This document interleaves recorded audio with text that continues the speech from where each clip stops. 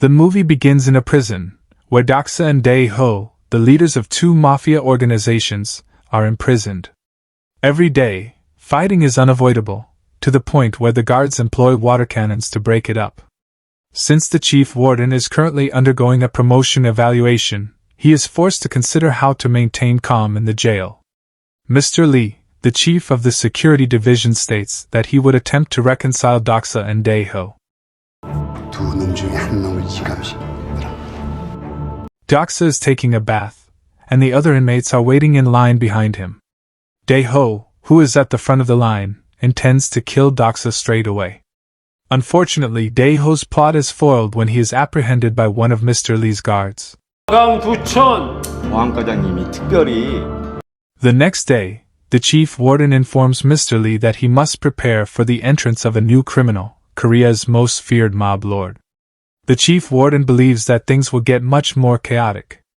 Mr. Lee, on the other hand, contends otherwise.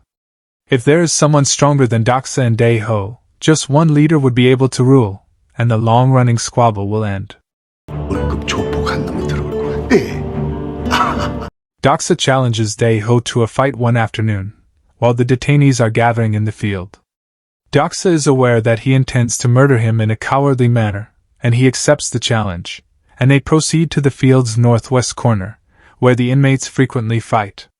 The two mafia factions engage in combat. The combat starts with their subordinates fighting one-on-one. Meanwhile, the guards are pleased, because they are entertained.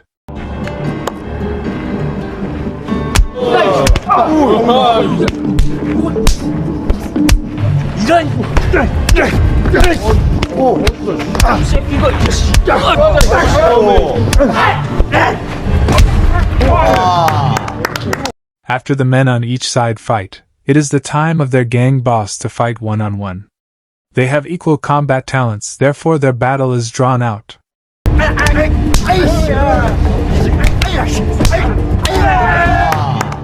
Their troops eventually join the fight to defend their commander, prompting the guards to intervene. As a result of the fight, Mr. Lee summons the two leaders to his office, where he attempts to encourage them to make peace.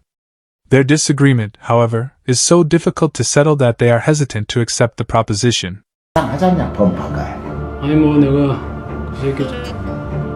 Lee Tae-sik, the prisoner about whom the warden was concerned, arrives at the prison the next day. Tae-sik walks into the field where the detainees are gathering, accompanied by two guards. Since they already know Tae-sik, the detainees are terrified and amazed to see him. Daksa abruptly taunts him, who responds by asking the guard for permission to teach Daksa a lesson.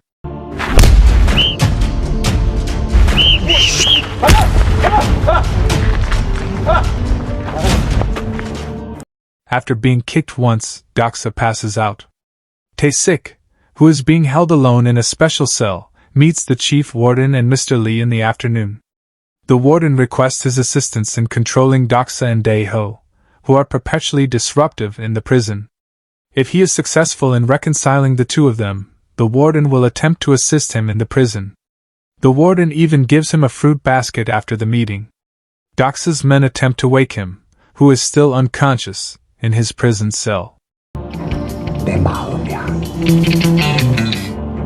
Dae-ho sits with his men in another cell, telling them about Tae-sik, a legend among the Korean mafia, who used to be a security guard, until he accidentally encountered a group of mafia, while trying to defend a woman.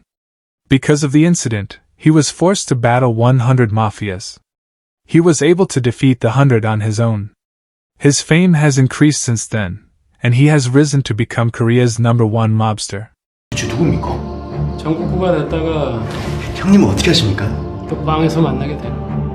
Tae-sik is sitting alone in the field the next afternoon, when he is approached by the detainees, who salute him, including Daksa and Dae-ho. He calls the two to reconcile. Dae-ho unexpectedly extends his hand to Daksa, signifying his desire to make peace. Daksa grabs his hand, and the two apologize to each other. The warden, who is monitoring them from inside his office, smiles. Finally, he is able to work with relief. The convict's schedule seems to have changed. They now collaborate to assist one another. They even appear to get along when gathered in the field. Tae-sik is likewise made a normal prisoner, and is sent to Dae-ho's cell. After some time has passed, the chief warden will be transferred as a promotion. In reality, the institution he oversees is utilized as a model. So to commemorate the honor, and also to bid farewell to the chief warden, a musical group is brought into the prison for an entertainment function.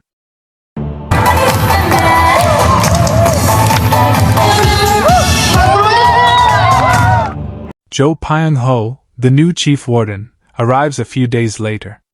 Mr. Lee describes the prison's characteristics, particularly the tranquility and quiet that has surrounded it since Tae-sik's arrival. As a result, the prison guards rely heavily on Tae-sik to keep the peace. Pyong-ho is so enraged when he learns that a prison is dependent on a mafia. He smashes Mr. Lee in the groin with a golf club.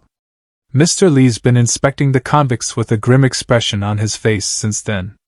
He conducts an inspection one afternoon, summoning all of the detainees. However, one prisoner is observed lazing around, which enrages him to the point of hitting him repeatedly. Other detainees who witness this transformation remain silent. Tae-sik also proposes that Doksa and Dae-ho report to work, as Mr. Lee has directed. Pyong-ho is escorted by numerous prison officers to inspect the inmates' things, as they are working outside the cell to clean the prison environment. Surprisingly, the guards discover a large number of cigarettes, knives, and even stuff. Following that, jail regulations become more stringent. Prisoners are only permitted to bathe for 30 seconds. As a result, the inmates rush to shower. Even their food allotment appears insufficient and reduced. Tae-sik is reminded of the incident that landed him in prison, when Pyong-ho wanders around and stands in front of his cell. Several young men were partying at a karaoke facility at the time, joined by the girls provided by the venue. One of the teenagers, however, spikes the drink with substances. Then he asks Ho-ran, the female with him, to have it. When she refuses, the young man smacks her with a drink bottle. The pimp enters the room, and summons the guards after hearing the disturbance. Tae-sik, the proprietor of the karaoke establishment, also enters, and attempts to calm the drunken young man. Instead, the young man snatches the broken bottle, and threatens Tae-sik. Unfortunately, the young man is unable to restrain himself. He slips and is killed by the broken bottle. Tae-sik is then arrested after the incident. Despite his innocence, he received a 5-year prison sentence. The young man turns out to be Pyong-ho's son. Pyong-ho intended to be transported to the prison where Tae-sik is being kept, because of this grudge. He aims to torment Tae-sik as well as malign him, so that his punishment is added to a life sentence. He orders 2 guards to bind and beat Tae-sik, whose torture begins.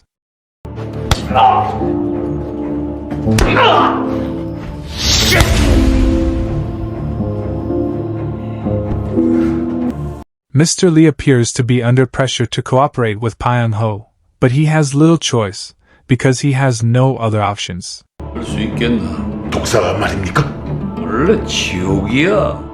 Pyong-ho then abruptly requests that Doksa and Dae-ho return to their cells. He also asks Mr. Lee to keep them at odds, precisely so he could feel the true jail atmosphere. One of the convicts is even brought to Mr. Lee's quarters and beaten to a pulp, so that the inmate could falsely allege that Tae-sik was the prison's drug dealer. Ho-ran pays a visit to the prison one day. Mr. Lee escorts her to Pyong-ho's quarters, who says Tae-sik is an exceptional prisoner, therefore she is given the opportunity to meet her husband in the chief warden's quarters. She has never met Pyong-ho, so she believes it right away, and takes Pyong-ho's coffee, which has been laced with sleeping drugs. She falls asleep not long after, and Pyong-ho instantly photographs her.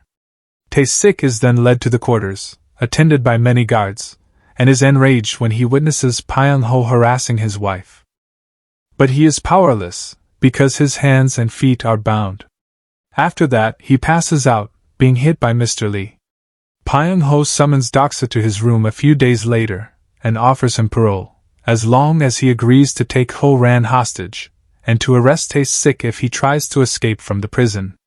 Doksa accepts the offer, since he misses his mother, who is currently quite ill and needs medical attention. Tae-sik, with the help of his fellow detainees, lures the guard into his private cell the next day, where he attacks him. Tae-sik then emerges from his cell, disguised as a warden, and summons Dae-ho and his troops from the field. He requests their assistance in finishing Pyong-ho. But Dae-ho's men disagree with his plan, because they believe something is awry, especially after Pyong-ho unexpectedly released Doksa on parole. Tae-sik realizes Ho-ran is in danger after hearing that, and asks Dae-ho and his guys to make a scene in order for him to escape from prison.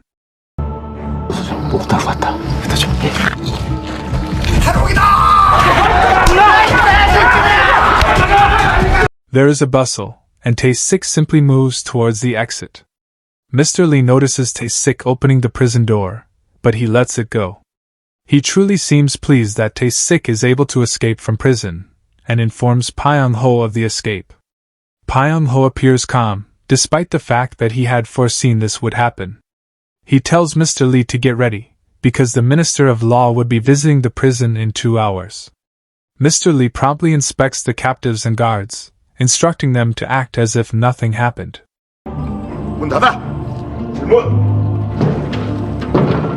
Tae-sik hunts for Ho-ran's location outside the prison, when he meets 3 of Doksa's men in an empty street.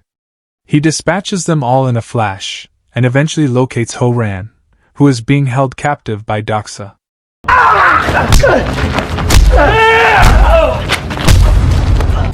Doksa gathers his best fighters to take on Tae-sik, but in the end, Tae-sik vanquishes all of them.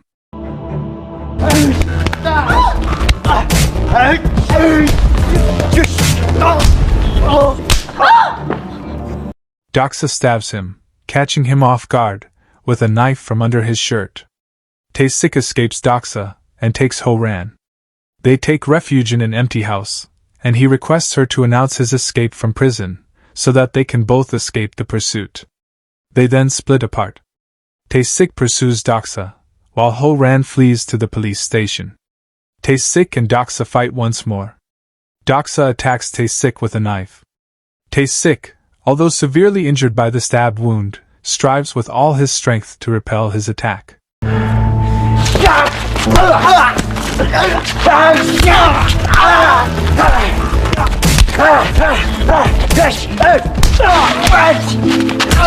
They both fall as a result of their injuries at the end. Doksa admits to being used by Pyong-ho. However, he plans to demolish Pyong-ho's career and reveal his rottenness while leaving prison. He takes his phone from his pocket, and calls his reporter friend, and hands Tae-sik his mobile. He wants Tae-sik to explain what happened in prison. Back in the prison, Pyong-ho is entertaining the Minister of Law in his office. But their talk is cut short when reporters enter. They inquire about Tae-sik's escape, and seek proof of Pyong-ho's stated evidence and false witnesses used. Pyong-ho instructs Mr. Lee to kick the reporters out, evidently unprepared for the barrage of questions. The minister, though, has already heard them. He directs his subordinates to examine the prison's CCTV footage, as well as Pyong-ho's mobile. When he sees the photo of Ho-ran's harassment, the minister quickly orders Pyong-ho's arrest. Meanwhile, Doksa and Tae-sik stumble outside the prison, until they collapse. Guards arrive to assist and haul them both into the prison. The jail atmosphere returns to normal. Doksa and Dae-ho reconcile, and Tae-sik is seen leading the prisoners in the prison. Mr. Lee is also promoted, and is now the prison's new chief warden. The end. Thank you for watching. Subscribe if you'd like to see more videos like this. Turn on the notifications, and leave a like to help the channel out.